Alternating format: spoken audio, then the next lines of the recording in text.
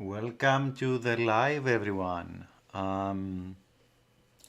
Hi to everyone that has already joined. I hope, guys, you can hear me and see me. Um, as usual, please let me know in the chat if you can actually hear me well, if you can see me. That would be great, so I know that the stream works correctly before we start this live feedback session. Yeah, that would be great if you can let me know if you, for those who have joined, if you can hear me well in the chat. Hi, Meow Meow. Hi, Katerina. Also, hi, Joshua Ramos. I don't know if I'm pronounced correctly. I'm sure if I'm not. Hi, everybody. Let me know just in the chat. Just drop a message if you can hear me well. Then we will start very, very soon. Yes, yes. All right. Cool. Yeah, that's cool. That's awesome. All right. So what's this session about, right? Cool. Thanks for joining, Gloria.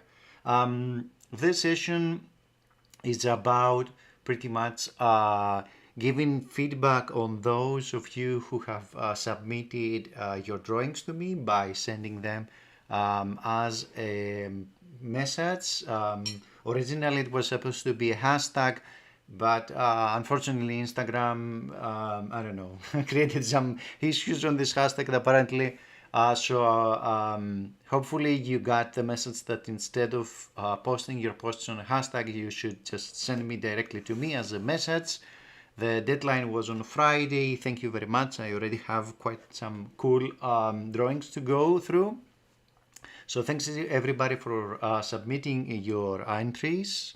It's really interesting to see what are you working on, and hopefully I can give you some feedback so you can get better with that. And it would be also, I would be also glad to answer any questions you may have.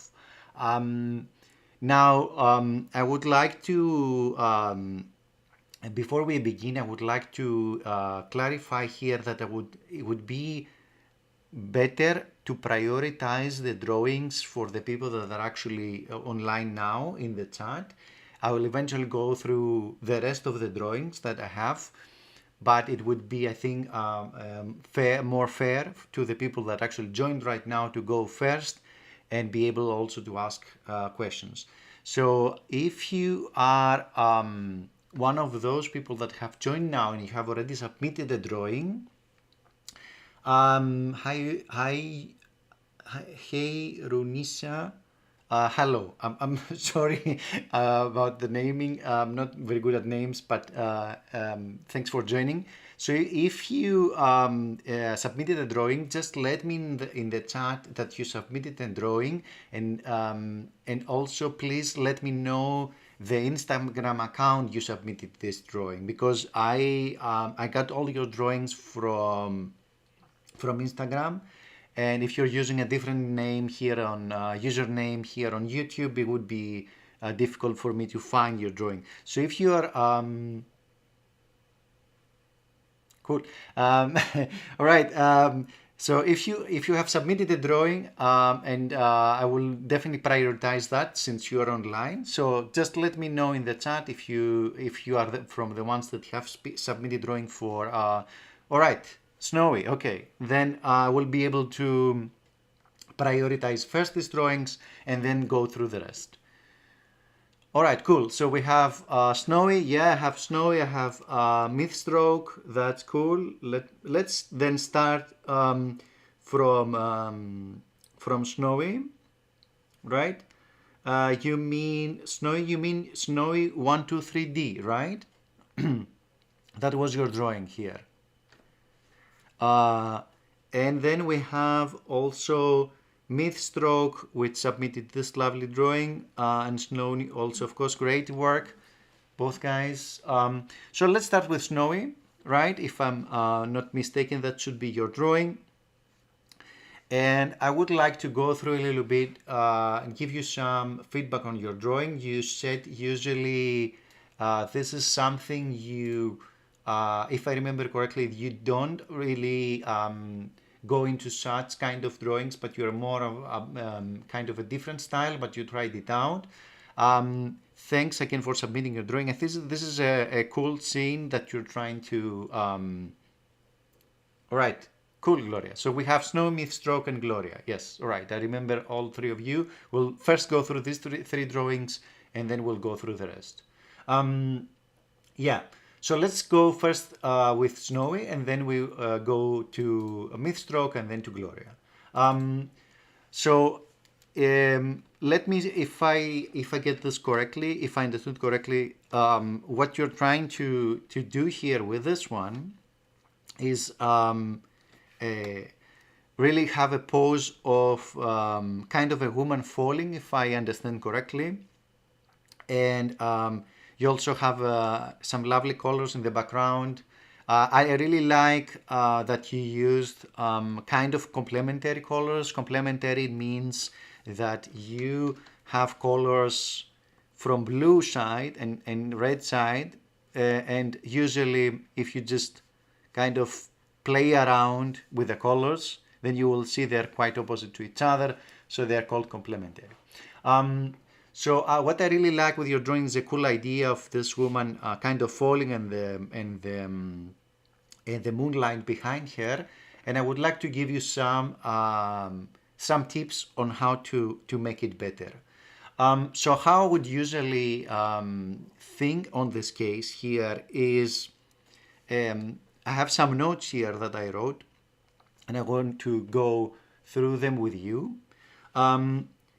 One thing we have here is the pose, right? If we are going for a falling kind of pose, you could go with something, look around, for example, on Pinterest, and see different falling poses which are much more natural to people while falling. So you could actually use something like that. Let me show you what I mean. A pose like this, which could be a little bit more natural to how she actually is falling down, and you can make it kind of feel a little bit more natural. So the whole idea is like having this kind of research before you start drawing, right? And looking at different poses. Oh, she's also dancing. Oh, it's similar. Like you can actually get a dancing pose and do something like that. Yes, she's dancing. Yeah. Okay. Let's find a similar pose that is dancing, for example, and then based on this pose, I can give you some quick things on what could be a pose that is dancing, for example. You could go for something like this. Let me just quickly grab a pose and give you something like this. If you are more on balleting, right, kind of pose. Because why I'm saying this now, right? The whole idea is when you do a pose kind of like that, is the center of gravity, right? So when I have a person, let me just make a little bit your drawing a little bit smaller. When I have a person standing, right, like a person standing, the whole idea of making poses is where is the center of gravity, right? And usually the center of gravity is the line we draw through the head down at the feet. So if we do exactly the same at your painting here, pretty much, and I draw a line from her head down at the feet, you will see that it doesn't drop between the 2 feet. So that means the kind of the woman now seems to be falling. That's why I was originally trying to tell you, oh, maybe she's falling, so you can do a more kind of falling pose. So it would be much better if you take some references like this one that I show you about dancing, right? About having a ballet pose. And if you just use this as your reference, for example, let me just drop this here and try to manipulate your character and bring it in such a sense that, right, have her here and maybe move around a little bit her limbs in that sense, right? And then have here, for example, doing this kind of different dances, right? Then it's immediately, even if we haven't done anything still here, right, very much, you will see that it immediately seems a little bit more natural for her and kind of looking more like she's actually dancing. Then you can just have of course, the different hands have different positions, right? For example, you see here that she's handing her hand up, and so on. If you wanna search for a specific dance, also that would be even much helpful for you. For example, if she's dancing to a specific dance, is not ballet or something else, then you can do something like that. That's one of the things, is the actual pose of the character. And of course, then on the hair, that, like Katerina says, for example, the hair is cool, but what you can do better on that is try to figure out some kind of flow for the hair, right? Like how, when she's dancing and she's moving around her head, what you could do is create kind of a flow like this, right? So start going through the hair only in one side, and then try maybe to avoid a little bit to cover her face, and put some of the hair coming towards this side and then going around here pretty much. That means that the hair that she has are following kind of a flow like that, right? Like, let me just, and they are spreading around how she dances, for example. That's one of the things that you could also do to follow up the pose also. For example, if you would go like a pose like this one that we have on the left, right, where the limbs here are coming towards like that. Let's suppose that the limbs are like this, right? And quickly just fill down the background here so we don't see the other one. And then have here having the hair like behind. When we go behind the hair, that would mean the flow would be completely opposite, because then first the head starts moving and then the hair starts moving. That means the hair would have to have this kind of flow, right?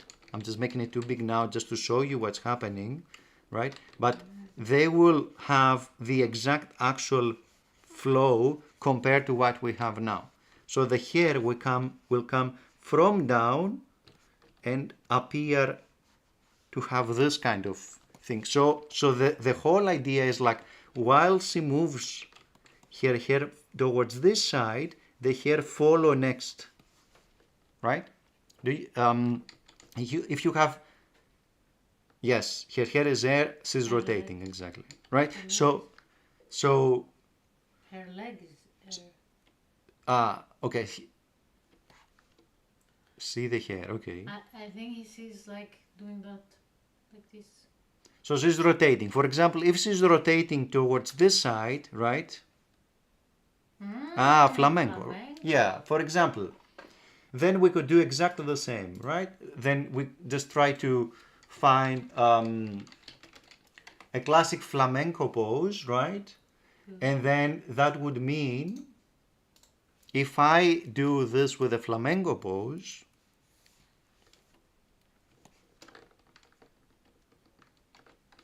oops.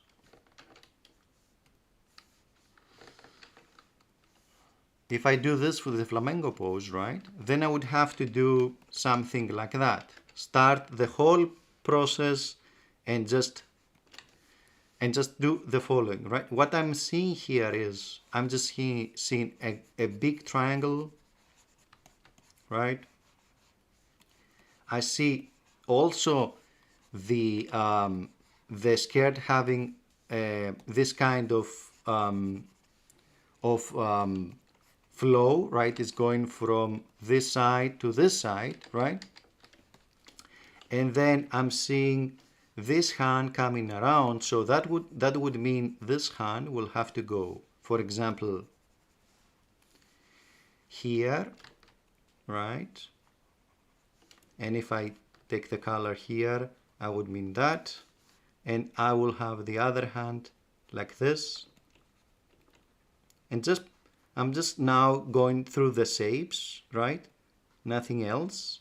And I have this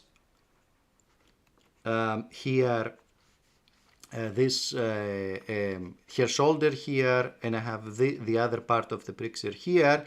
And if she's rotating towards this side, right? If she's rotating towards this side, then I can move the hair and say, okay, the hair are coming towards here, and they create this kind of thing. And then of course I have the shoes, pretty much. And here we have kind of a flamenco pose, right? And one hand is from this side and one hand is from the other side. So I would do something, I will try to find some kind of different flamenco poses and create this. Then we have the actual light source, right? If we go back and we see your drawing here, how the light source would react with the character, pretty much. What we would do is, effectively, instead of having this kind of flat difference in the areas, we will have to pick her skin, then move it a little so that her skin is almost white. I would give it a little bit of color, right, to express that it is skin, right? Even if you go to this picture and try to pick a color, you will see it's kind of orangey, right? So I will try to go a little bit of orangey and just give here a little bit of base color here. And then how it will interact with the light, pretty much as I will lower the value and then shift a little bit based on the side that doesn't see the light, right? So this would be a little bit like that.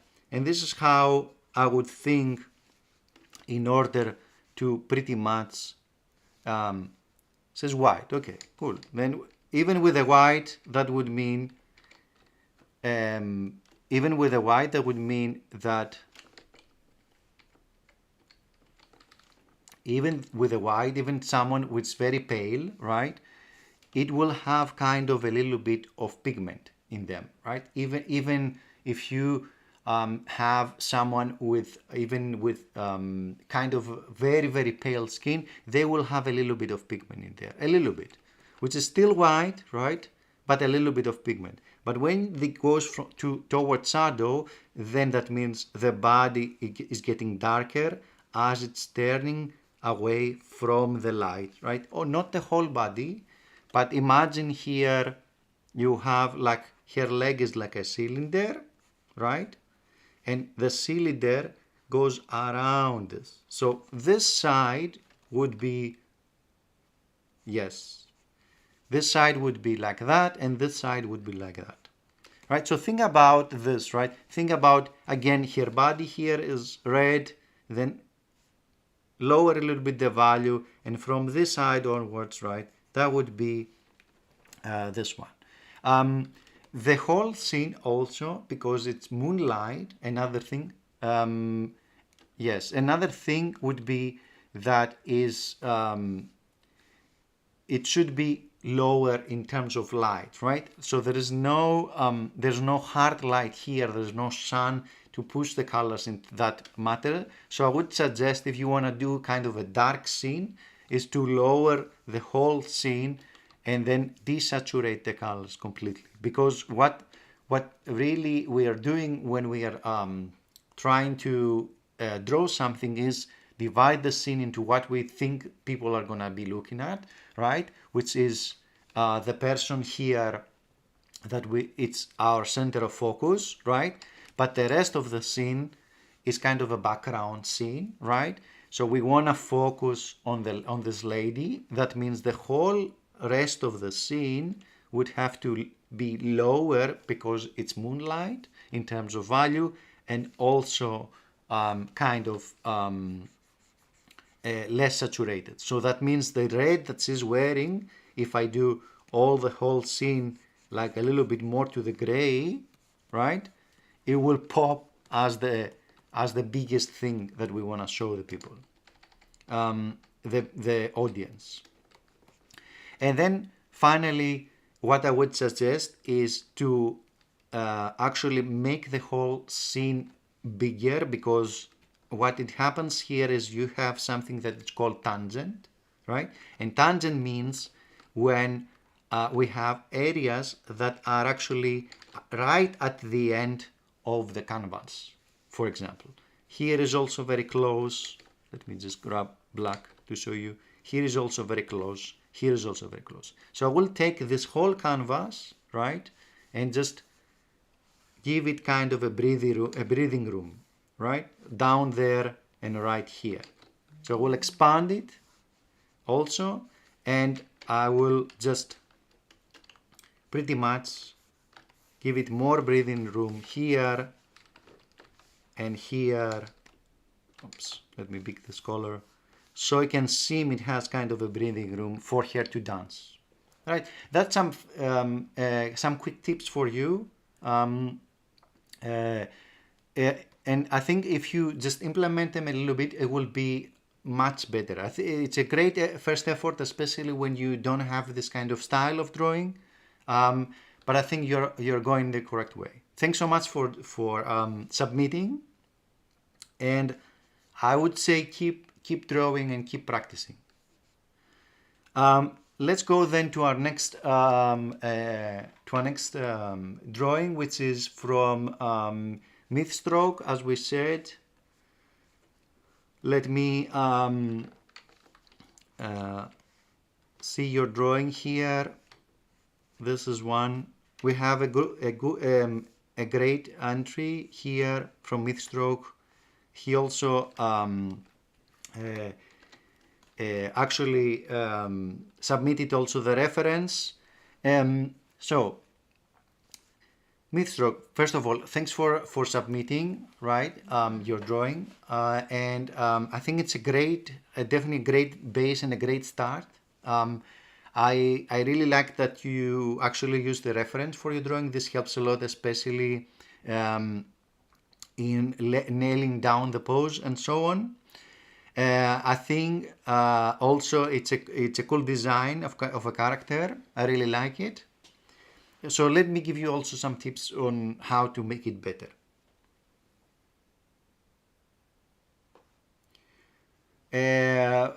Lively Lal is there my drawing also.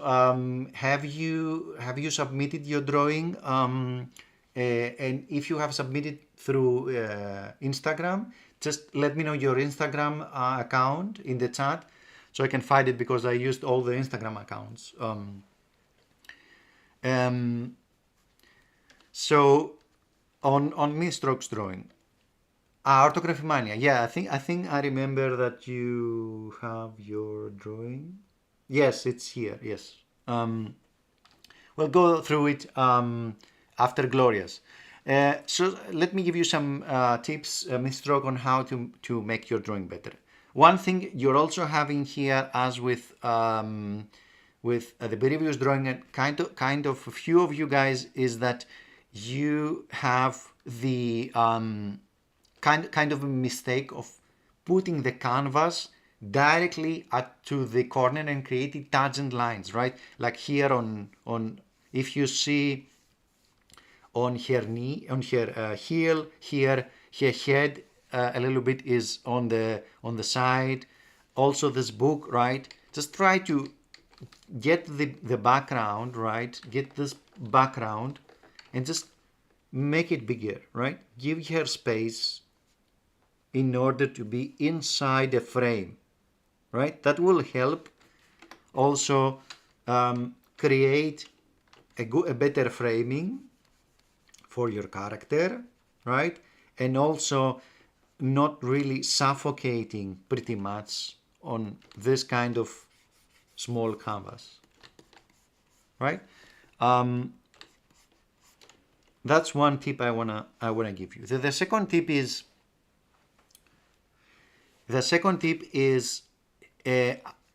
pretty much you have done a good job with the comparison. Really goes. Okay. Do not. One thing you shouldn't do, meow meow, is compare towards other people. Always try to compare based on yourself and your own improvement, right? If your next drawing you implement these changes that I said in the previous drawing, then you will already be much better than your own self and your own learnings, right? That's the whole idea. In order to become better, you need to compare to yourself, right? And I'm doing also the same, because if I was comparing, for example, myself with, I don't know, Aaron Blaise from Disney, which is painting for 25 years now, right? I will be completely bad, right? Of course.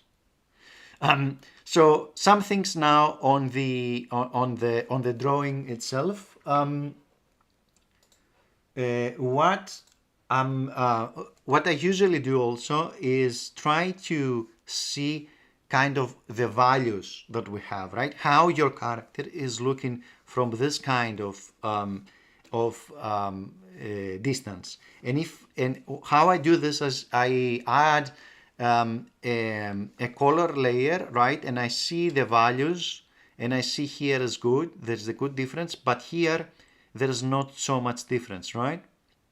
There's a little bit of difference. So try to look at your character from way far and also use this color layer and check out the values and see if there is a good contrast. What does contrast mean? It means that when I'm looking from far away, it doesn't seem that the things are kind of mashed together, right? And there is no real differentiation.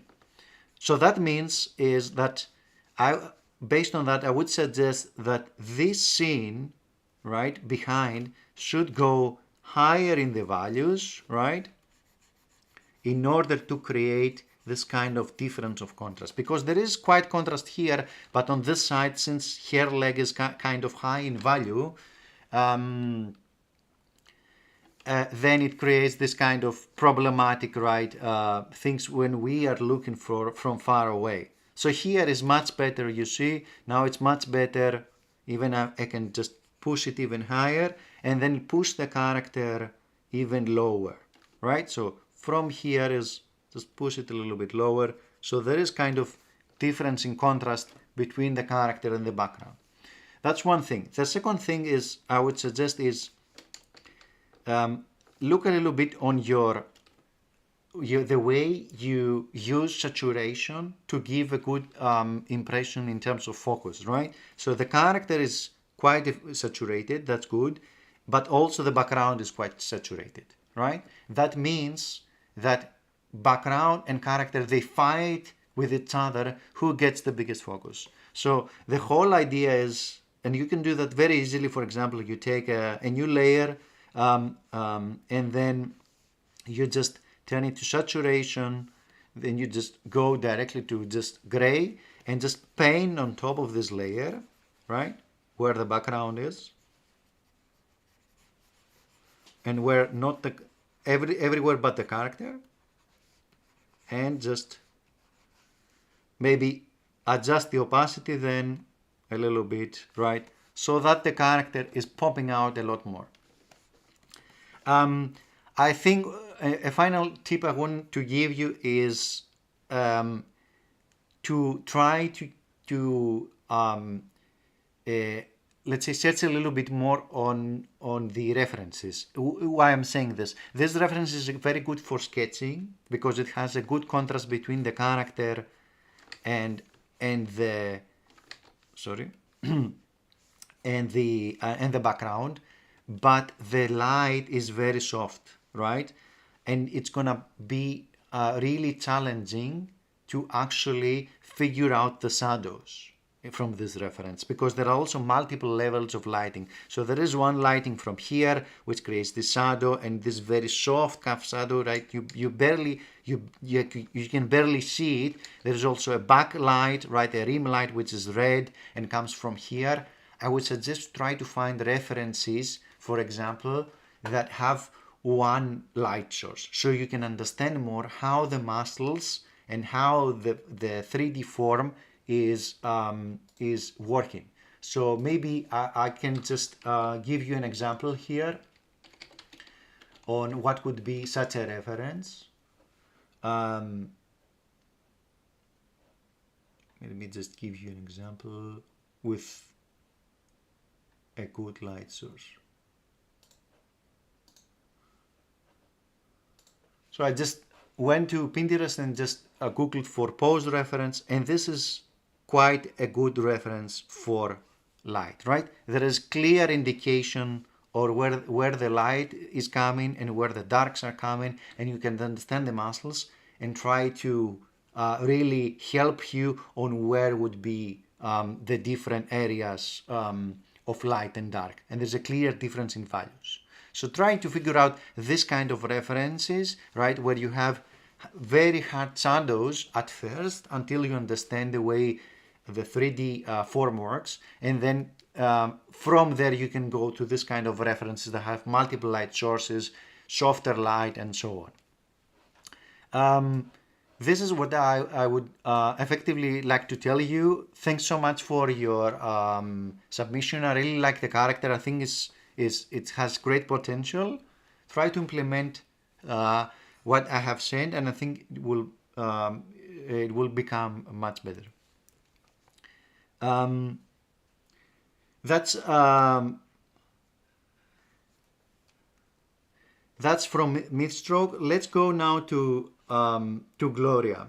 So Gloria, thanks so much for submitting your drawing.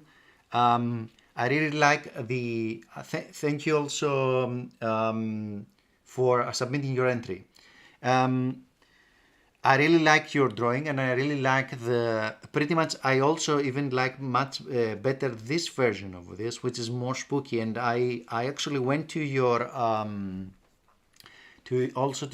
profile, and I saw you have kind of a interesting style around spooky drawings or monster drawings, and I really like seeing that. I think it's a cool idea. Um, and let me give you some tips on how I think you can make it better. I think basically what you were let me know if I'm going on a wrong direction.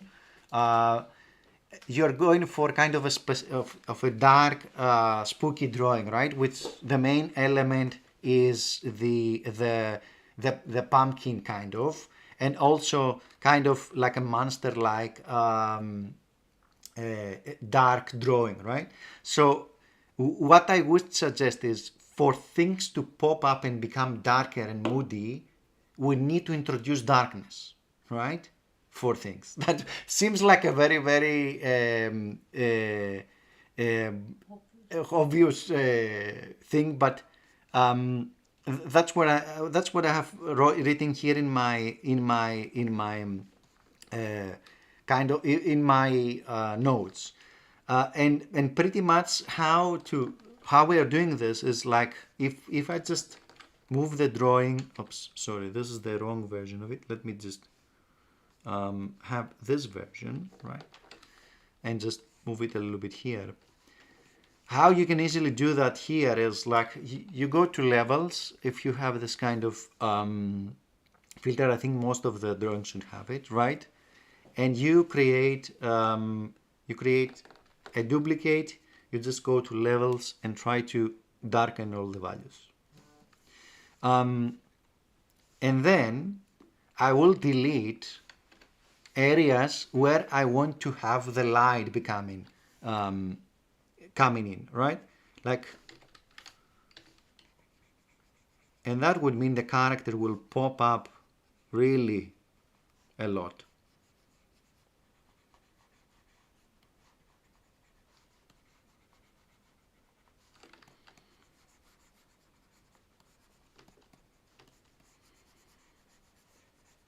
And my assumption is the whole thing is like her dress here.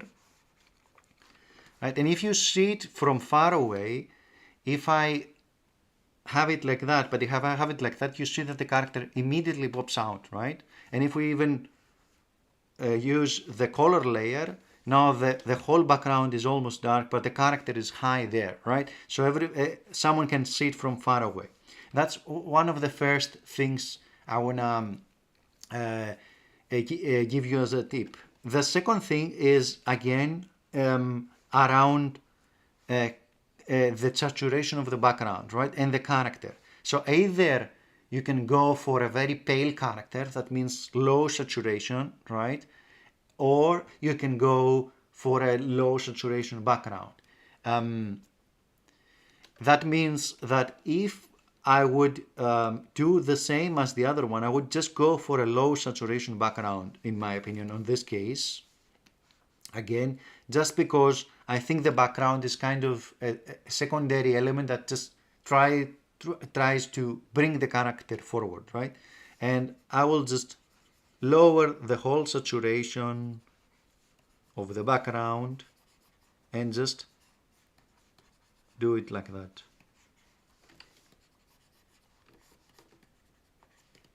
Lower this. It doesn't have to be that much lower, but a little bit lower compared to the character. And also push the character higher in saturation, so it actually pops even more. And then again, this makes the character pop in. The final thing, as I said to the previous two drawings, of course, it's again the composition. But since I've already said that, you know now that you need to, that you need to push it, right, even in a more of a vertical format, and just try to, maybe I'll just join everything here and just have it a little bit more in this way. And the other thing is I want to talk about a little bit about what you could do about the monster pose and how you can implement this. So again, in like one thing that really helps a lot of artists is research, because half of the drawing is actually not drawing, right? Is researching on what looks good, either from references, either from nature, either from other artists, and really trying to implement the stuff and understand why this looks good. And I will show you a drawing now, which I just looked on Pinterest, right, on purpose on different monsters, and I will just bring in some different drawings and explain why we should be going through these drawings and what we could implement from these drawings, right?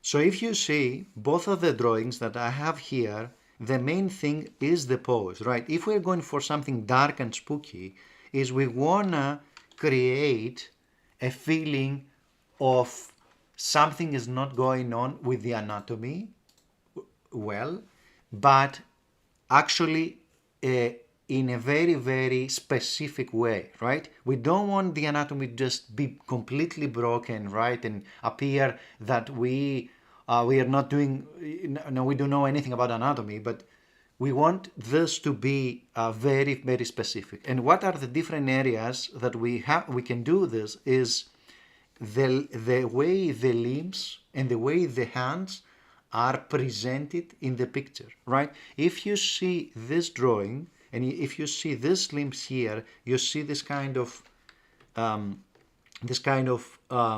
limbs that come in like that. So this is the actual pose of the limbs, and also you see the way that hands create this kind of like feeling that, you know, the character cannot really hold their legs and arms. So I would suggest is trying to implement something like that in your drawing, right? Take your drawing and create a feeling of on purpose broken anatomy. So having this here, I would just try to do something like, let me do it in another layer, something like this, like how we have these hands here coming down like this and creating this kind of broken hands. And let me push it a little bit higher just for us to be able to see the hand. This kind of feeling, right? And also the same here. I think this will help the picture much better and create a feeling that she is kind of a monster, spooky monster, right? That that can actually that's actually in this scene to scare you, right? In that sense, and having this way of treating anatomy. In this way to treat anatomy, you will be able to give this feeling of uneasiness and why she's not moving in the way that she is expected to move, right?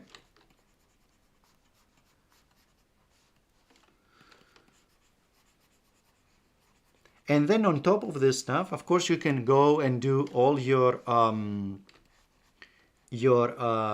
different here details, right? Like the being an exposed an exposed rib cage and so on. And also you can see that many times maybe their face is kind of tilted, right? In that sense, and creates this kind of feeling. And then of course you can also put clothes on top, right, and create this kind of idea of having a dress on top. Now when you do all the stuff, then you can incorporate the actual pumpkin in the end by either putting it here. Now my question to you is, like, is the pumpkin a major focus element of this picture? If yes, then we should have it only once, like this. If not, and if it's a background element, a secondary element next to the character, we should have more pumpkins, right? So when we want to create a feeling that the first thing I see from afar is the character, right? This is the character that I want to see from afar on this area. Then we should have a few pumpkins around the character, creating this kind of thing that is going through the pumpkins, pretty much, right? Like trying, like a monster or zombie trying to walk through the pumpkins, right? If the pumpkin is a major element, then we should only have one. Yes, then if it's a focal point, then I think that's a good idea, but I would definitely try to incorporate it a little bit differently by maybe having here holding a pumpkin, right? Something like this, like bringing the pumpkin here on her hand and holding it like this, right? We have her hand and trying to hold the pumpkin, and then put a magical element as you have done in the pumpkin here, and just having it as a major focal point. And still, even though it's not in the middle, it can be a focal point based on the following topic, right? If you go and create a composition, and we'll talk a little bit about composition here. There are different ways to create compositions. And one of the rules is the rule of the thirds. So if you create a rule like that, and you just divide your picture into 3/4, if you put the elements of focus in these areas, this one and this one and this one, they will be in focus. So the eye, usually the eye is meant to be looking at the center and then browses around to these different areas. So we could move stuff into these areas and still have the pumpkin as a focus element. So that would be some of my feedback for the drawing. I think it's a very good base. I think if you make it a little bit darker and try to implement based on ideas from other monsters, this kind of pushed anatomy on purpose, it would be really go into kind of spooky, scary drawing that seems to be the direction of this one. Let me know if you have any questions, and then if not, thanks again for your submission. I think it's really, really interesting and a very interesting drawing, and then we can continue with the next submission, which is from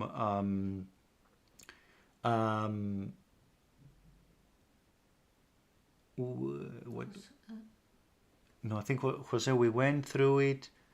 I think it was from here, Artomania. Yes, from Sincere.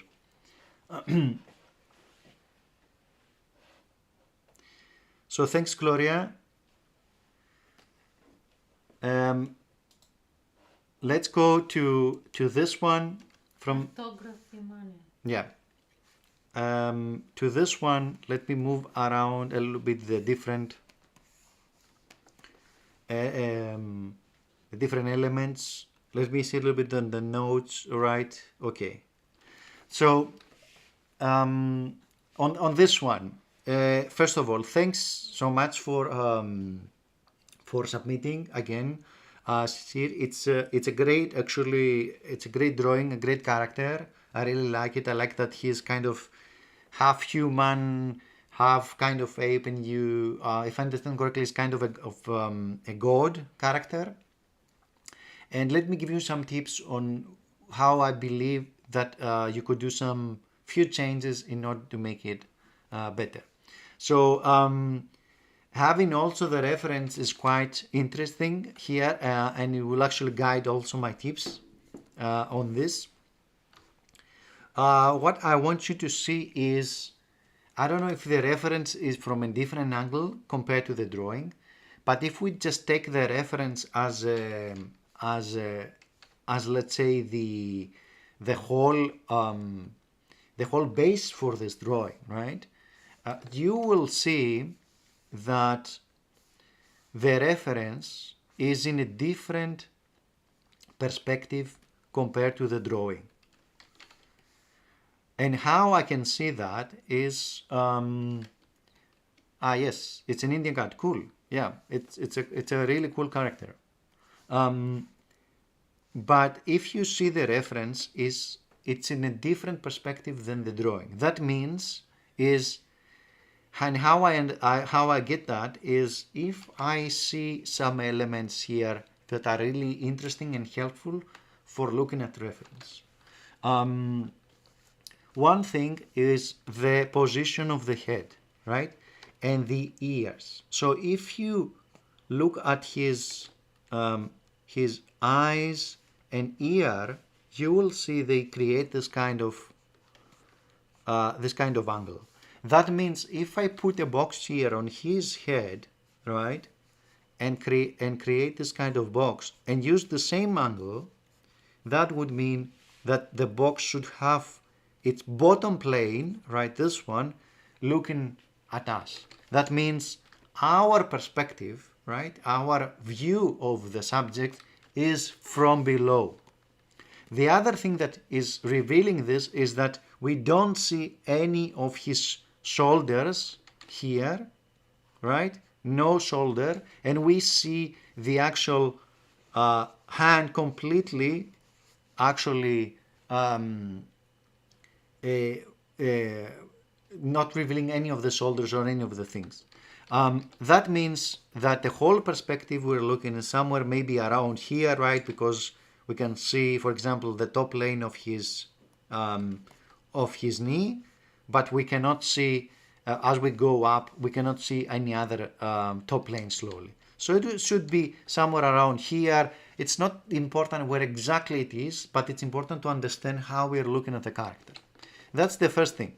I would try to figure out what is the perspective. And based on that, I would do something very simple for this pose. I will try to go above, right, and figure out where are my different forms lying here. And if I start designing the different forms, right, I can see, okay, this is maybe a box for his torso. This is maybe a box for his actual leg. Here. Maybe this is also a box that represents his pelvis, and so on. And doing that, having this very simplified drawing, pretty much, it will help you figure out the perspective of the different elements that we have here, right? And then help you, based on that, create the rest of the character, right? If I move this right and hide a little bit your drawing, then I have kind of a wireframe for my character, right? And start creating based on that. And then I can just lower the opacity and say, okay, this is his head perspective, right? So I will just go here and then put the eyes at this area. Then this is the middle one, and here it goes like that. And then I have his shoulder, right? And then I have his elbow here, and I can connect it. And then I get this other arm and here, and then I work towards like this. That's one of the first tips that I can give you, is to try to understand what is first the perspective and then go into drawing. The second tip we have here is in terms of values and how we can treat values. So if you look again back at your reference, you will see that kind of this side here seems to be more to the light than this side, right? And how I see that is, if you're really struggling to see that in the drawings, you can just zoom out a lot again, right? Or if you're drawing from a single object, from a real live object, you can squint your eyes, right? Like that. And try to see the values. Where are they? So if you see this whole side kind of beginning from this area, going this area and this area, is quite lighter than this side. So when you're drawing, pretty much the character is to try to implement a little bit similar values, right? So that means is you did it correctly here on the foot, right, which is kind of easier to see, but then this value, for example, here compared to this one, they are pretty much similar, right? If I just pick the two different values, they're almost at the same place here on the right, right? On the top. That means we should lower the value of this foot because it's not closer to the light compared to the rest. So what I would do is go here and try to lower the value and create lower values.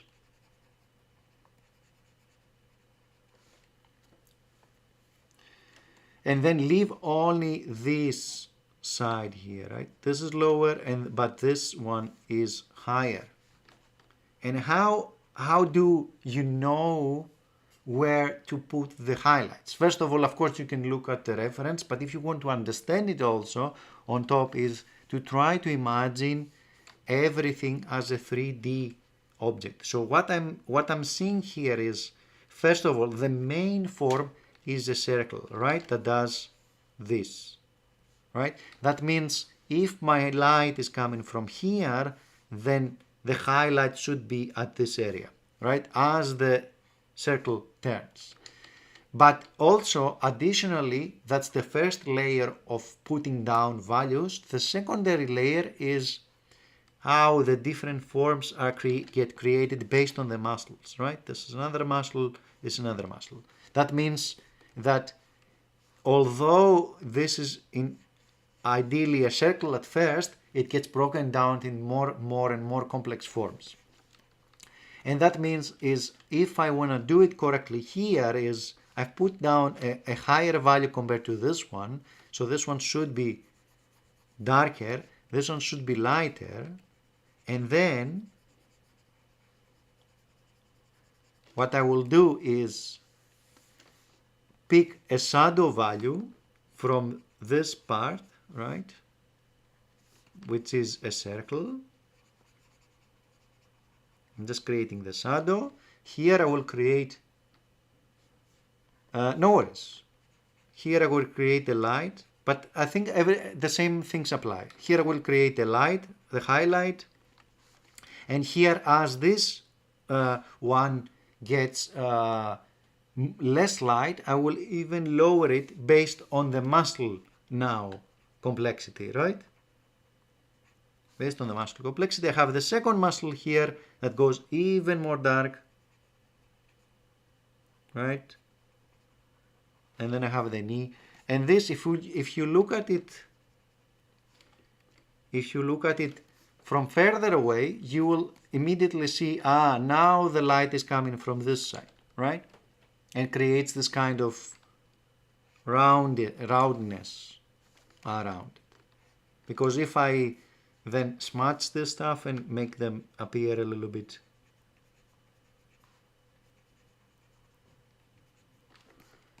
more form-like, a little more natural form-like, then you will see the muscles gets created, right?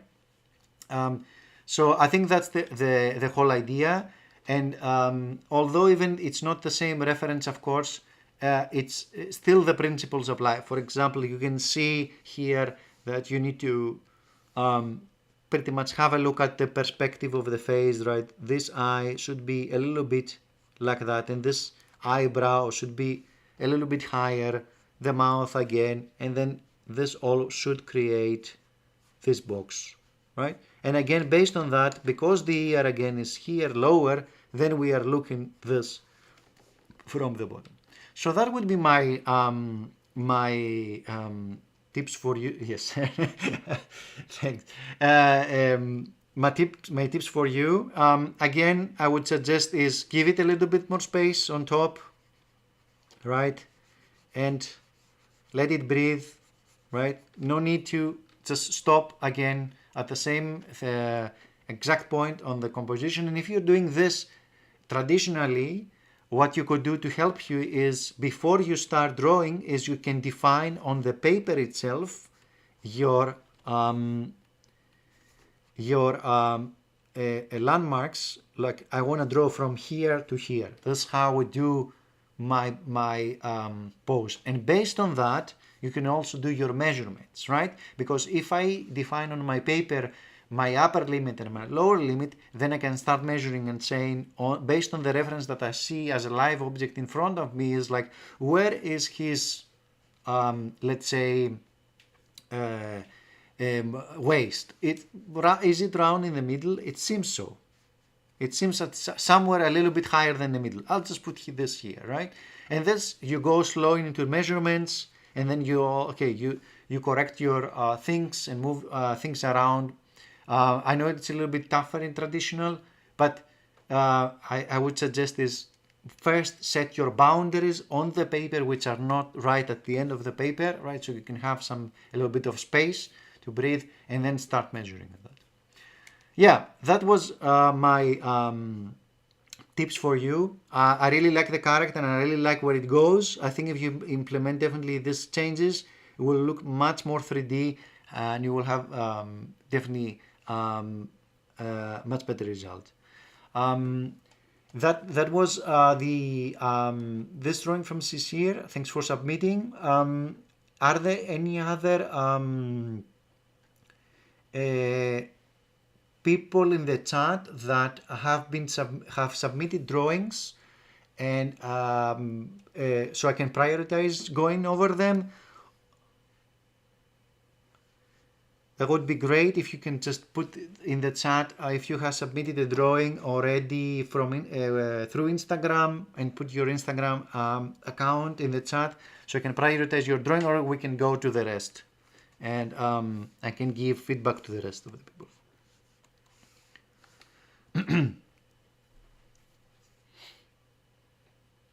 I'll just wait for a few minutes, just take a sip of Coke, and then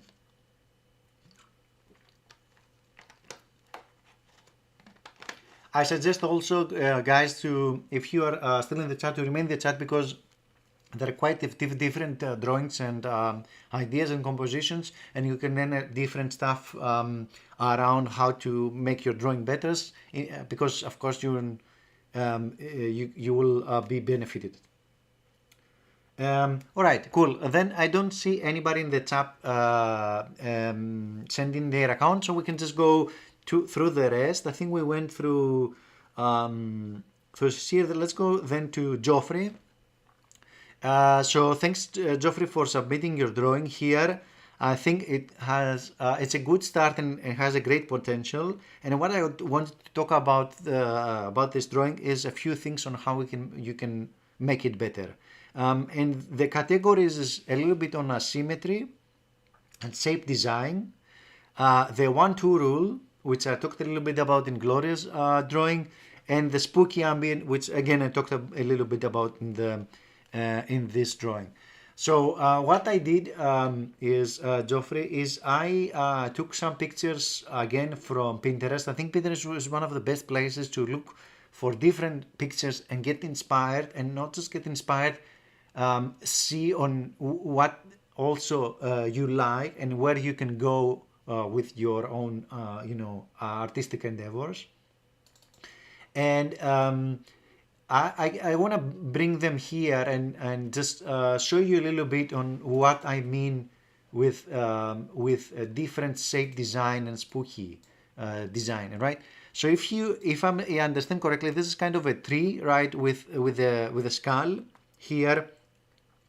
And I can just show you kind of a couple of pictures of trees, right? This is one that it's kind of moody and this kind of background. This is another one.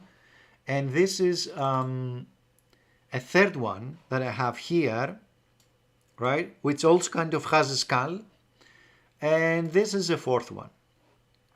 And what you can see in all these pictures, the common element is the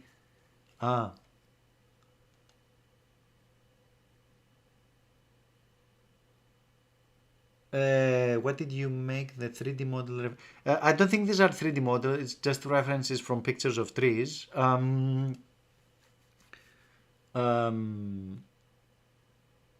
With the 3D model references. I just got your, if I remember correctly, I just got your,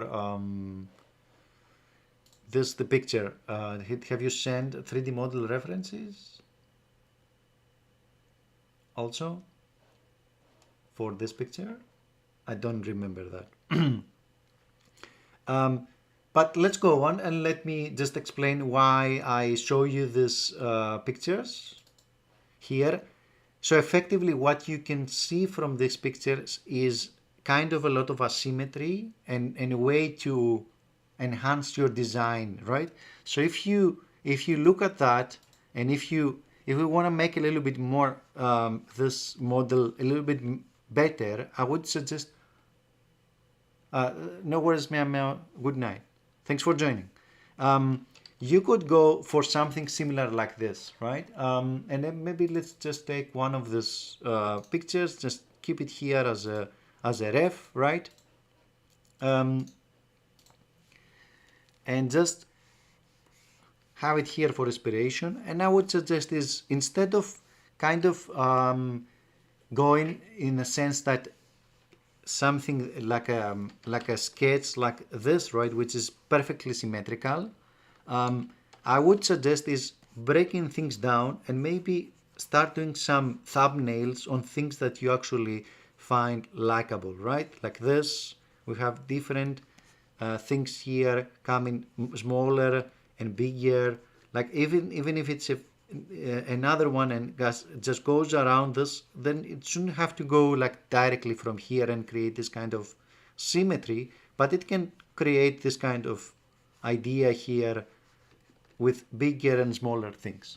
And having this thing, right, it will create this kind of interest asymmetry between, and having this as a base, this interest asymmetrical base of the trunk, then we can go on and create and put the skulls around, right? Again, Geoffrey, the idea is like, if you want to create kind of if you want to put the skull as a focus point, my suggestion is to try to make it a little bit bigger, right? And just create a skull or a human face, whichever of the two it is, kind of in the middle. That's you here. But I would just put the focus of interest in the middle here, right? and just give it kind of a design in that sense. If it's all about the middle, and then here I will create a symmetry, because here is the whole importance.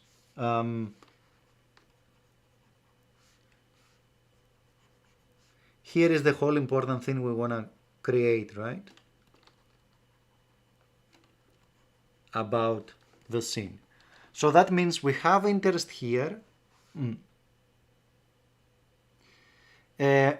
then we have going through the branches down to the main focus of interest. That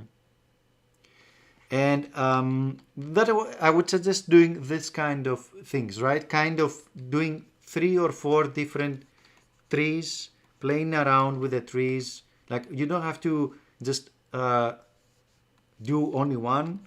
Do a few more, right? Based on different references. Maybe one that goes on the right, only on the right, and then the skull is in the base, right? And then try to figure out what is more interesting for you of the 3/4. This is kind of called like quick thumbnailing, right? You create a quick thumbnail, 2 to 3 minutes for each one, maybe 5 tops, and then based on that, based on this thumbnail, then you can do your final sketch, and then you can create details. Like, for example, let's say if I take this thumbnail, which is the maybe something in that case, then I just lower the opacity here. Of course, you have to maybe do it with a light box if you're doing it traditionally, or you just resketch it next to your thumbnail, and then I will do like all the different details, like the trunk and so on, right? Creating this kind of interests here on the tree, and just follow what I have established as a thumbnail, right? And then go through the skull. This is what I would suggest based on this design. And of course, the design, if you want to make it spooky, as you have seen in a lot of the pictures, is try to keep the tree very low in value, right? Like very dark and so on. And then just give a light, kind of a light background like I have here, where you can also do very quickly, you can just with shapes create different trees, right, in the background that represent the background.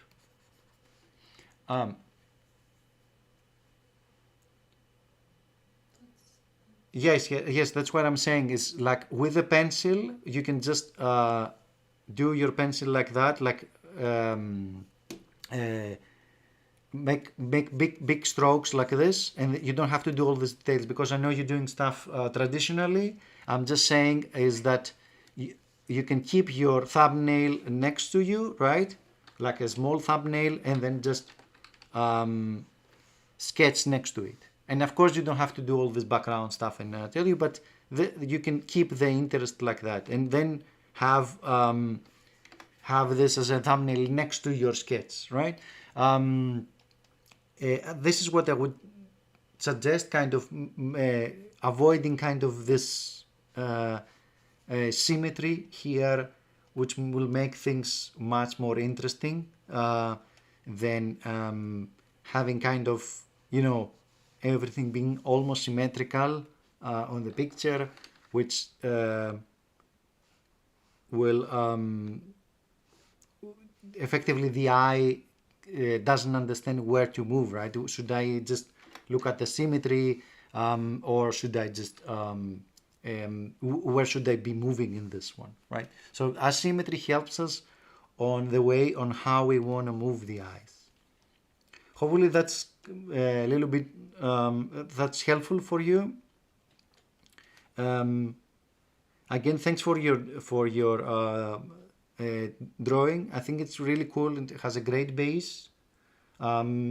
If you try this asymmetry on Instagram, just tag me and let me know. I can give you also more feedback.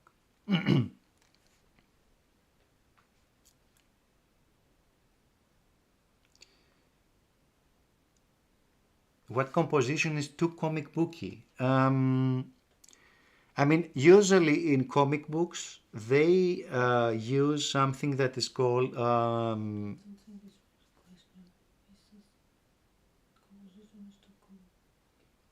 I thought it was a question.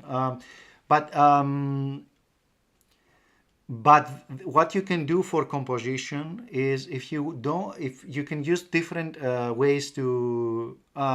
You mean yours? Okay.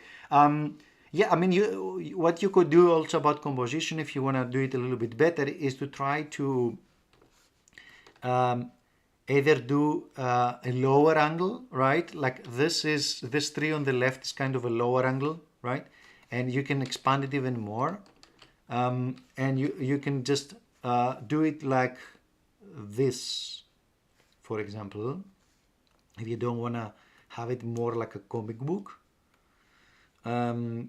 You can just move the ground a little bit on a curve, and then as you go up with your tree, make it smaller and smaller and smaller. That will help guide the eye higher and higher, right? Like we are looking from below. And that means is like you can put stuff on the ground, like focus stuff on the ground, and then guide the eye towards this tree, and then even put stuff to be hanging from this tree, which are also going to be interesting, right? That's another way to think about it. And this whole composition is kind of a triangle.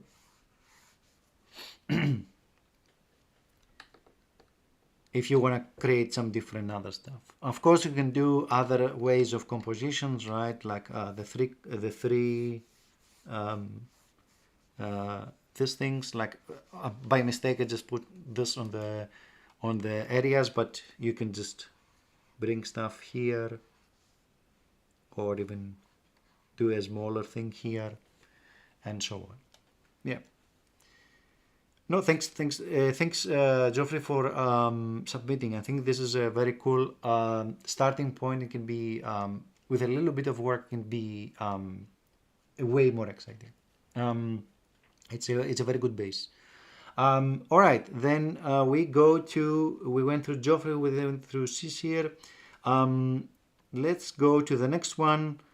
We have here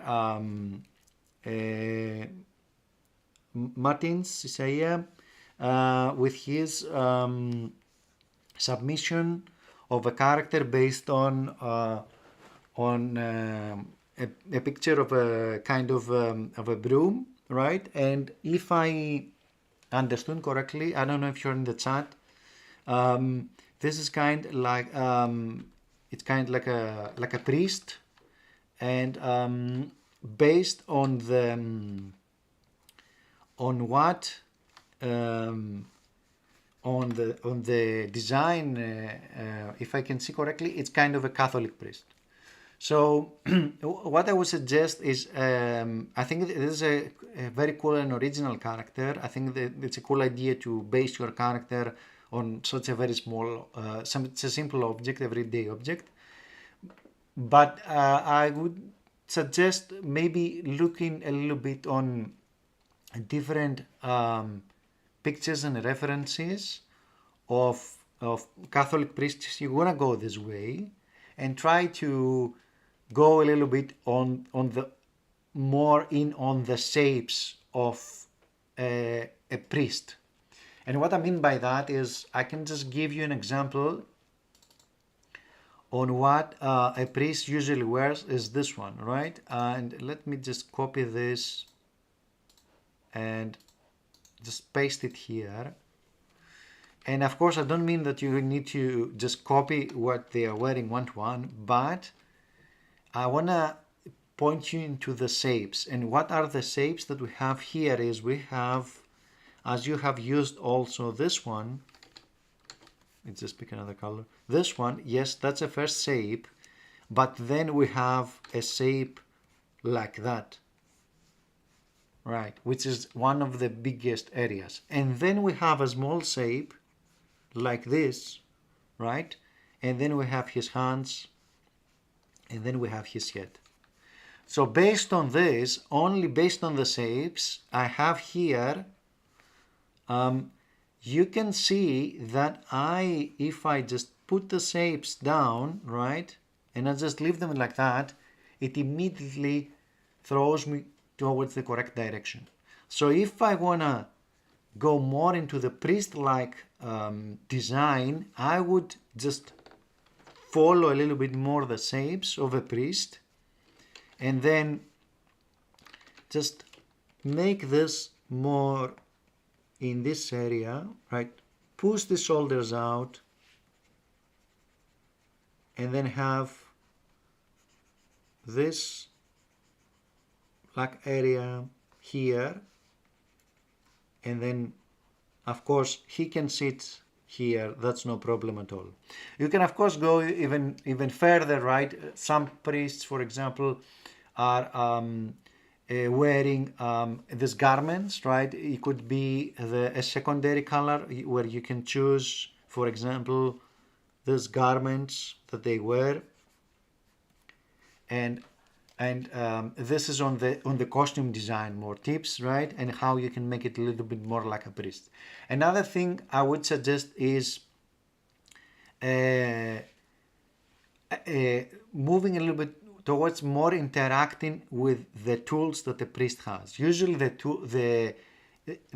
in this case here, it seems like he's thinking about his previous life, I don't know, or his way as a tool, but he doesn't interact at all with the tools that he has, right? And that means that I would suggest is he can still keep the cross in one area, but he could just have the book as the priest here on his arm, right, and holding it. Like we can have the book here and holding the book in this area, so that he interacts a little bit more with the different tools that he have. And the other thing is, like, what you could implement more on the design is, instead of just following one-to-one the way that the broom is here, right, is try to look at some pictures like this one, for example, where they have this hat kind of thing. So you could take this element that you have here and turn it into a hat, right, like this hat that the priests are having, and then have his hair appear, sorry, let me just have his hair appear here, and then he's like wearing a hat. So that would help a little bit more on the costume design and so on. Now on the composition and the pose, I would suggest, if you want to go more onto the Catholic side of the priest, right, I wouldn't suggest this pose. I would, because this is more like a pose that kind of a monk has, right, where they sit down and they pray like a monk. But I would suggest more looking into different poses like this one, for example, where he could be with his head down and thinking, right, and that would also pretty much lead us to the way that he's looking at his tools. And then of course you can still have him thinking something, right? This is still in the composition, but at least there is a connection between his eyes and the tools that he has, instead of tools being somewhere around in the corner. So the whole idea is that the character is showing some kind of storytelling and he's interacting with the tools, and then of course we can start from here and then go through the different tools. So that would be my suggestions to you. Again, as usual, I would suggest give more space to the composition, both above and below. Just don't suffocate things, guys, because it creates this kind of tangents, and immediately someone sees sees that and says, "Oh, okay, this doesn't look very right," and then it creates a focus on the wrong spot in the canvas, right? Which is, of course, not. We don't want to have a look here, right? We want to have a look at the character, right? But great. I think it's great design. It's a great design. It's a great idea. Definitely, I like that you were going for a priest kind of thing, and I think this is the correct way to think about this stuff, right? What is my profession of a character? How should I get inspired? What would be his tools around? But try to make it a little bit more interacting with the tools, and then give a little bit more storytelling on your picture. Okay? Thanks for submitting again. I think this is a good, cool drawing. And let's go to the next one, which is from Senju, right? And he has created this kind of dark elf character. I think pretty much what we have here is a character based on a reference. What I would suggest is similar to Sisir as we went through it, is have a look at the perspective. So effectively the perspective here is quite the opposite as the other one. We're looking from below, and if I design my perspective box here, is I will see it somewhere like here, right? Based on the shoulders that she has. That means when I want to calculate the center of the character, which is usually the waist, if I calculate, it's going to be down here, which, by the way, is almost the same as the reference. And that means is we need to push things down in order to have the correct perspective. So definitely what I would suggest is try to make the upper body bigger than the lower body, just because we are looking from this perspective. So I'll just grab this, make it bigger, right? And then have here waist come a little bit like this low, right? And that's the first tip I have. The other thing is like, how do we create more interesting poses? Although the pose here is kind of straight, right? We want to show a little bit of interest in the pose. So what we could do is take this pose and figure out a little bit what is the line of action I have here and how I can make it a little bit better. And if I just draw a line here, you will see the pose kind of creates this S, and then you have the hand, and then you have this, right? So how I would just push all the stuff around is try to enhance the lines that I have from this pose, right? So I will just take maybe the multiplied, but of course traditional it's going to be tougher to do, right? It's going to be a little bit tougher to do, and try to push this whole body in front, create a little bit more of this kind of curve, and also bring the face a little bit more to the front to create a little bit more on the S line. And then also finally take the hand and create this kind of again C curve here, right? Like a C curve. Push it a little bit closer here, like that. And this, if we see the before and after, you see it's just getting more interesting, and it has also a little bit of attitude. And I think by doing these changes will definitely make it more interesting. And also at the same time, a little bit more kind of following the flow, not a little bit stiff as just a straight pose here, right? The final thing I want to give you a little bit of a tip is on how to treat armor. And with armor, effectively, the contrast is much higher, right? because usually it's out of metal. So I would suggest is lowering the values here, again lowering the values, and keep sharp highlights on where the light is coming. Very sharp highlight.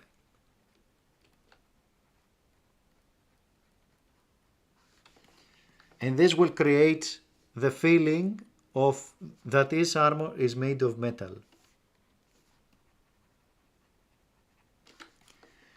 You can play a lot with blacks here and so on. You can just go wild with the blacks and the whites and create this kind of feeling of having a metal armor.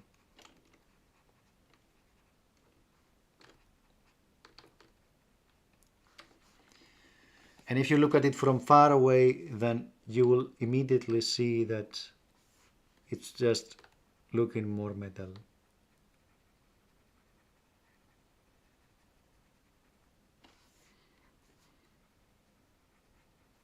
And if the change is happening here, for example,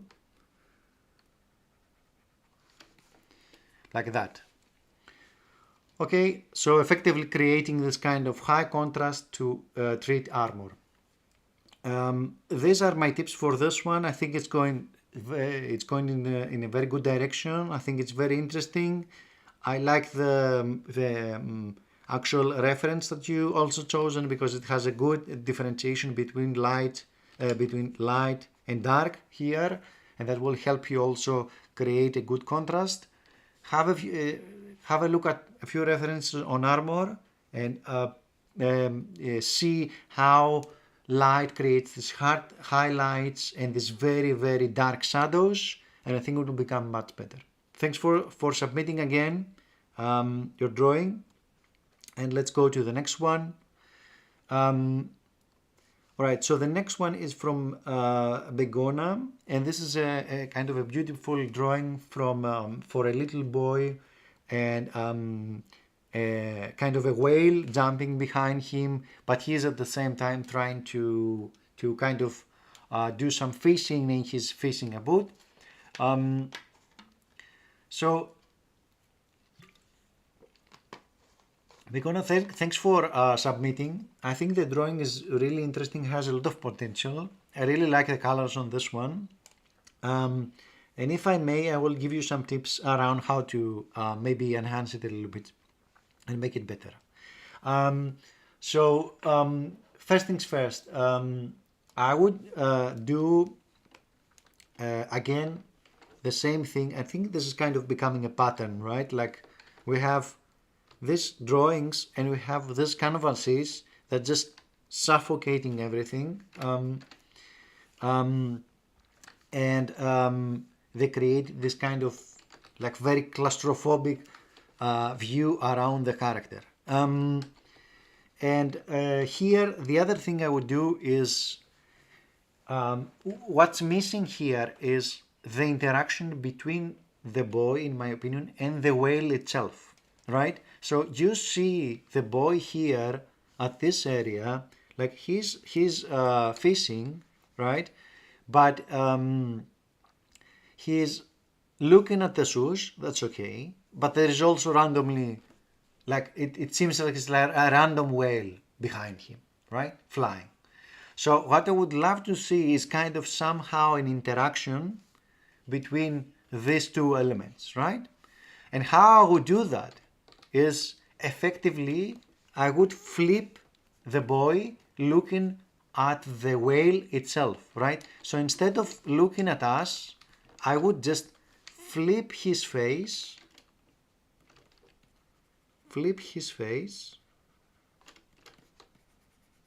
have his shirt like this, and then just have him looking at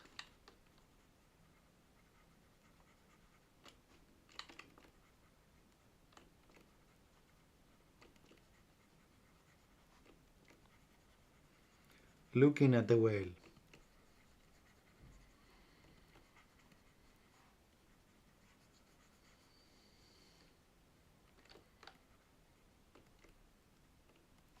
course we have to create a lot of shadows here.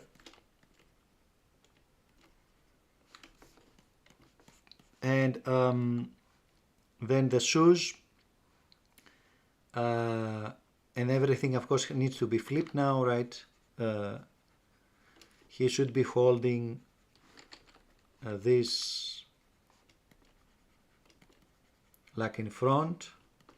For example, he's holding the shoes in front and his feet are looking here, right? Let's give him a little bit of thing to step on. So if he's looking at this, right, if he's looking at the whale like that, immediately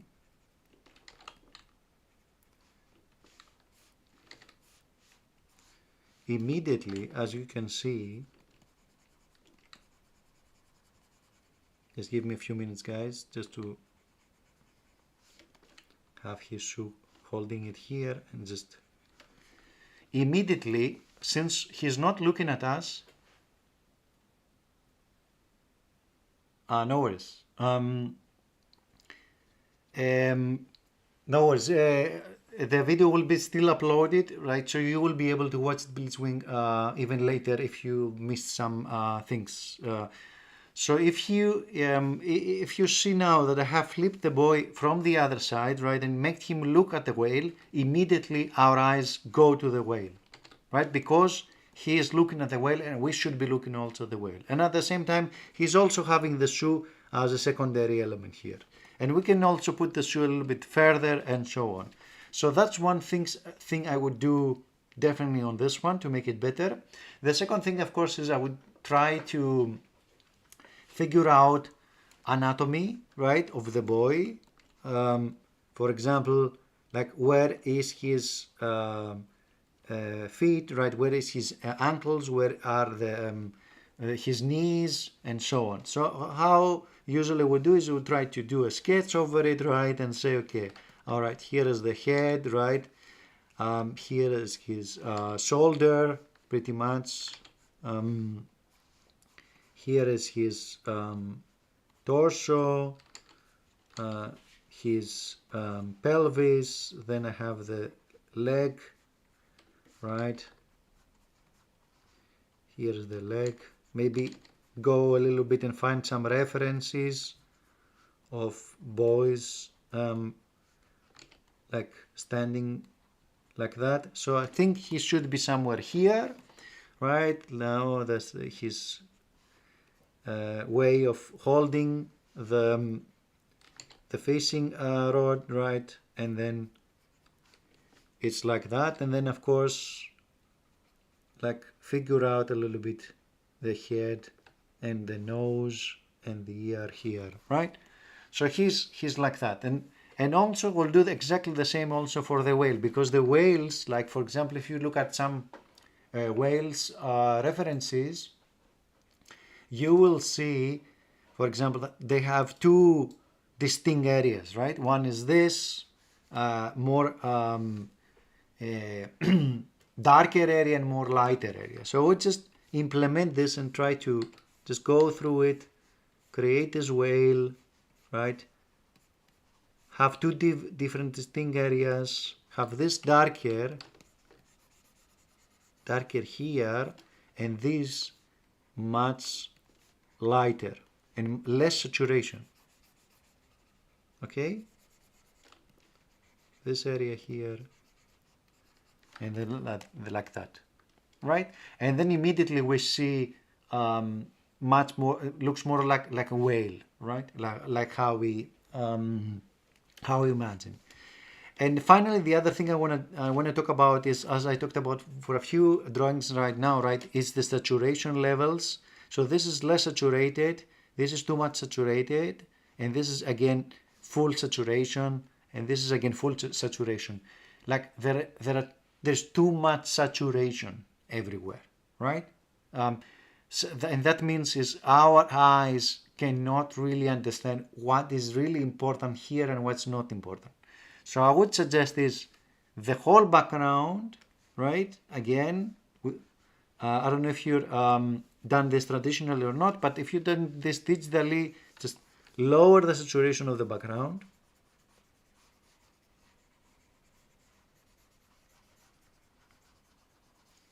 And even the rock, we don't need the rock to be so much saturated. And just leave the saturation on the boy and on the whale, right? Of course, if the sun is coming from here, some other viewpoints are, for example, like the boy and the whale should be darker, and just a few areas of them should be lighter. So I would just most probably go in, right, make everything darker, and just put some areas lighter to show the sun hitting them.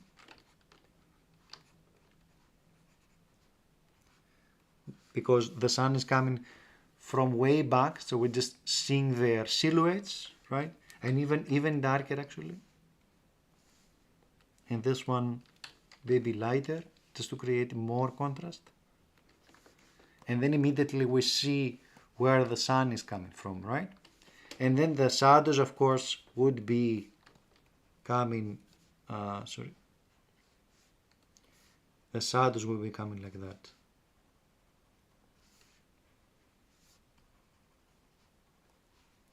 Like way behind. Okay. Thanks for submitting, Migon. I think it's a great drawing. It has a potential for good storytelling. I would suggest is looking on Pinterest for images like this, for example, or even this from other artists on around the scene you want to build. And of course, I know this is intimidating because these are like amazing images, but the whole idea is not to see them and just compare yourself to them, but have ideas on how interaction between characters could work, right? Like where are they looking? Like when he's playing with a dog, for example, in this image, he's trying to look at the dog, right? So he can point our eyes to the dog. Or the other one, is again the same, right? He is looking down at the dog, and then the kid is also looking back at him. So where people look at the image guides our eyes also, right? When we look at the image. Yeah. So that's some points I have for you. Thanks again for submitting. And I think we have, I think we went through this one. Let's go through this one. And I think we have also one from Zeus, and we are almost there. All right. So this is a cool robot from Sunimation. And I mean, pretty similar. My points would be similar here, right? I would definitely do the following, right? Bring the robot in the middle so we can definitely see it all, right? And also move your canvas, either make the robot smaller so it can fit into the canvas, right? And so we can see how are the legs going, right? Probably like that. Probably like that. Oops.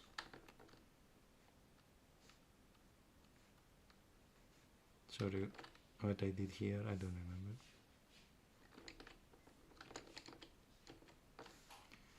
remember.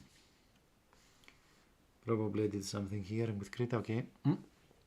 Right, so we can see his legs, and we can also see the other hand here, right? Okay,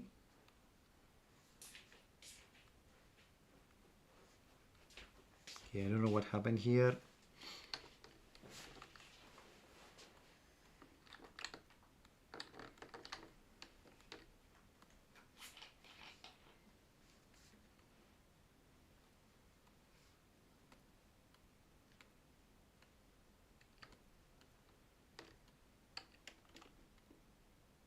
All right. Okay, I think I got it. Okay, so we can see the hands. That's one of the things I want to tell you. The second is I think you have a good background balance between the shape and this one, but maybe push a little bit the saturation of the character in order to make him pop. And also, now on the character, I would suggest the following is two things. Think about how the robot is functioning. So the shapes are good, but the function is missing a little bit here, right? Like how this is connected to his shoulders, for example. Is the shoulder coming out from here, for example, in order for this to stand above the shoulder? Or is this connected with some other way of tooling, right? So it can be attached to the shoulders, for example.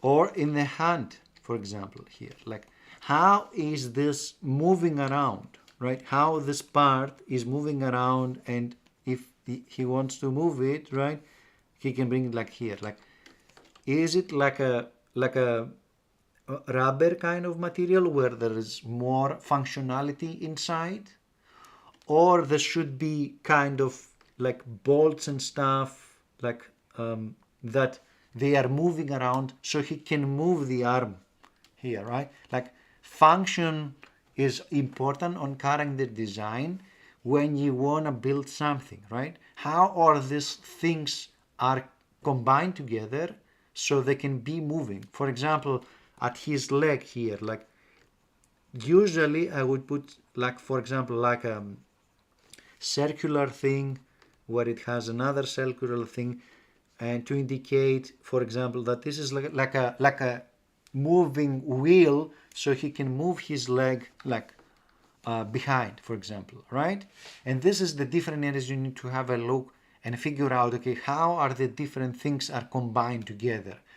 So that's why I would suggest is, again, go back and have look at some references, either from Transformers, of course, right, which is the very similar point here, but also machine references, right? Like how today's machine are interconnected. For example, look at this image here and see the complexity, right, on things and how are things based to move around. Look at these little bolts and these little areas and these little very intricate complex mechanisms. It doesn't have to be everywhere like that, but you need to start adding a little bit stuff like a little bit small bolts here and there, right, to create this kind of things that, oh, okay, there are some kind of mechanisms here for my robot to move, right, to move its arms and legs, and that would make the design far better. Okay, or for example, like he has this kind of guns of laser, right? Where is the power source for this? For example, is it behind his back? Is it in here? Is this a power source? Ask yourself this kind of questions while you are doing the design, and that will make the design far better. Okay, this is what I had to go over from this one. I think it's really good. I think the shapes are really good. I like that you have for example this kind of shape design of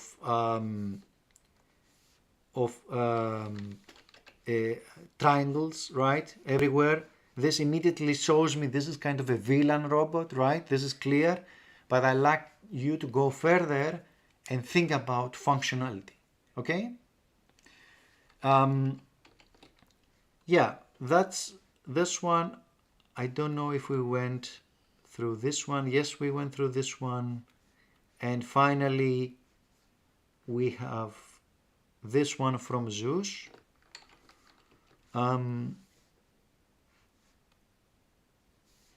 This is kind of a drawing, if I understand correctly, based on a Pokemon, which I went and found out which Pokemon it is, but I cannot, I don't want to pronounce its name because I don't know. I'm not that much into Pokemon. This is kind of, it's not really my style of drawing, right? Because it's kind of, if I understand, it's kind of a hybrid of, stylized graffiti name together with a character. But I can just tell you a few things about the what I think you should be doing on the character, and hopefully they can help you get better on this side of stuff. So effectively, what I would suggest is when you're doing something like that, try to have kind of create something kind of layers, right, of viewing your character compared to the letters. For example, what I see here is kind of a mix of layering where the character starts and where the letters start.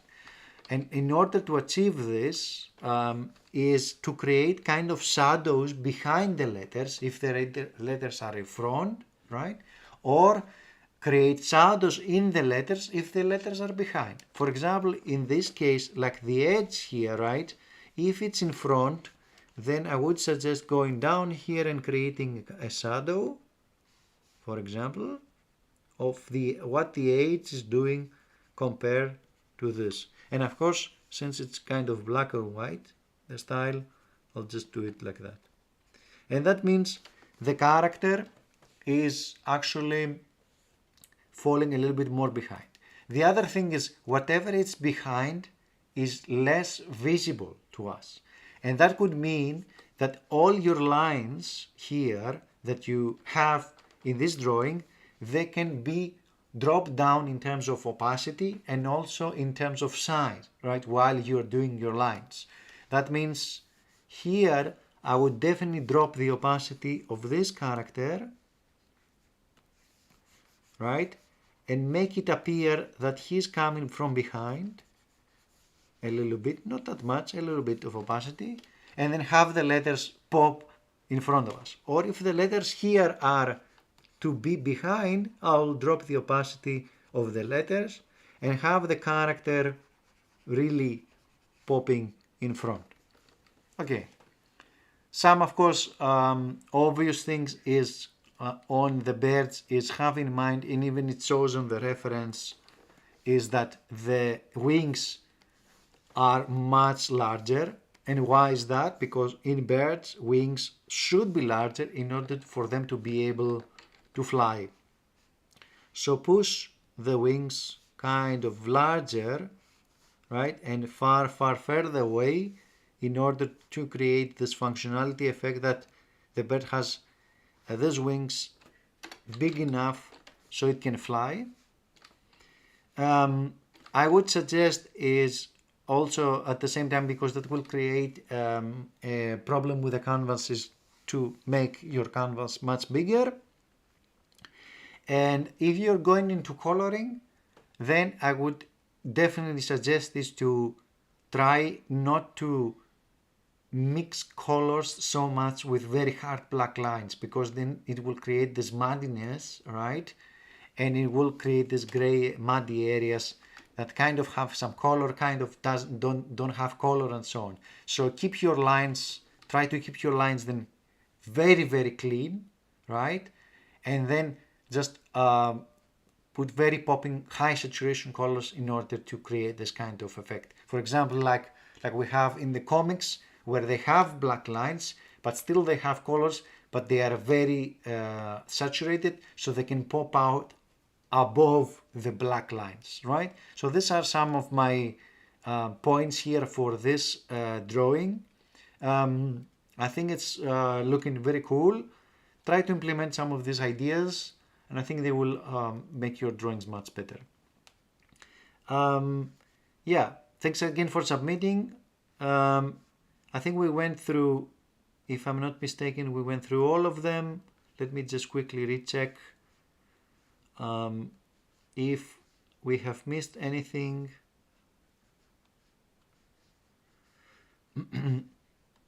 Yes, we talked about that.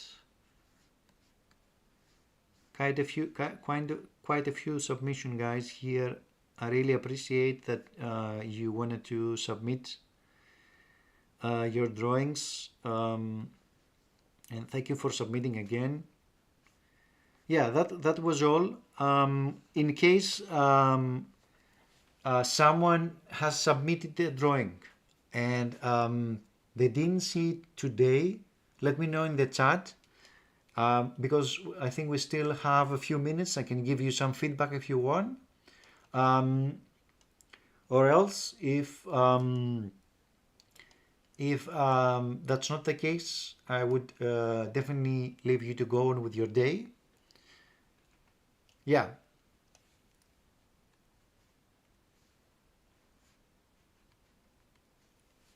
And of course, if you have any questions, please also drop them in the chat, right? I'm glad to answer any questions you may have at this point, either about specific drawing or any questions about drawing in general.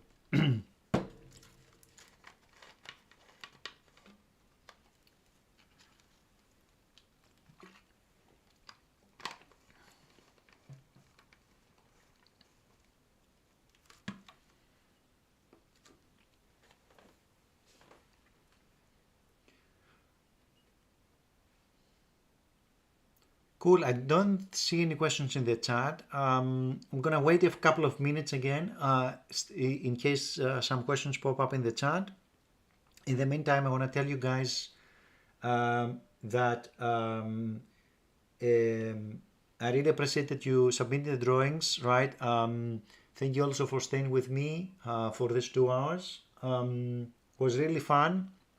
I really enjoyed it. Hopefully you learned also through this process. Feedback is a very essential thing in learning almost anything, actually. And for those who had the courage, because I know it requires courage to put your art out there, right, and get feedback, is the way you become better, and the way you will eventually become a better artist. So double thanks on those who also submitted. Yeah.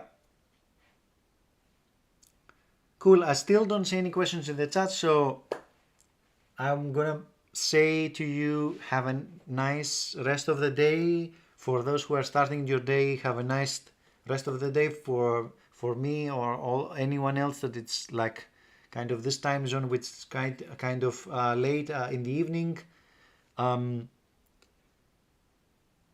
Yeah, thank you, Gloria. I'm glad you found it useful, and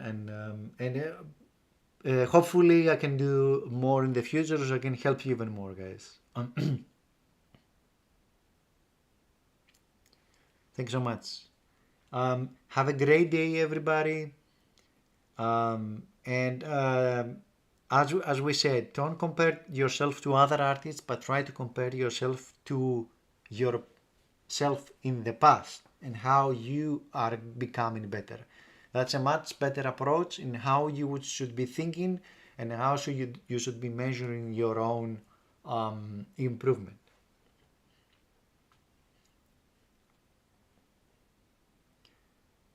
Awesome. Thanks so much, everybody. Have a nice day. Again, thanks for joining, and hopefully see you in the next one. Bye bye.